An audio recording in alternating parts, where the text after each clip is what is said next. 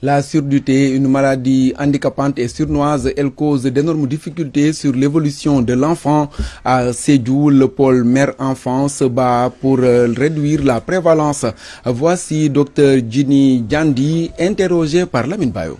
Le projet consiste simplement à dépister des enfants de la région de Sédhiou, donc les 3 départements, la surdité, donc les enfants qui n'entendent pas correctement. La surdité est une pathologie et elle est très mal connue et c'est un handicap qui est invisible.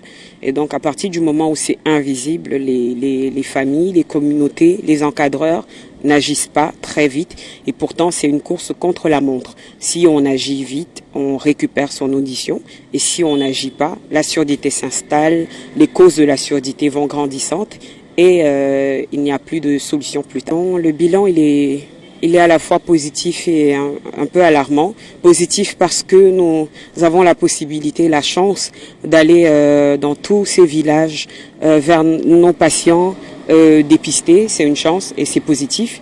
Et un peu alarmant parce qu'il y a effectivement des cas de surdité qui seraient restés chez eux. Alors les enfants qui sont en âge d'aller à l'école, parce que l'école chez l'enfant c'est très important, l'enfant qui est en âge de parler devrait pouvoir être scolarisé, c'est un droit.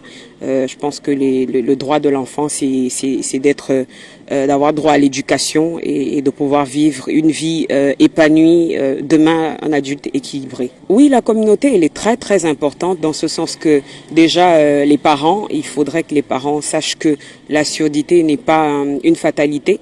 La surdité, un enfant qui n'entend pas, ce n'est pas un enfant qui est attaqué par un génie quelconque. Il faut simplement l'amener vers le service adéquat, donc le service ORL. Ensuite, en dehors des parents, il y a les encadreurs et les enseignants pour pour les enfants qui sont à l'école. Et les enseignants doivent être attentifs et ils sont également un relais très important dans cette chaîne.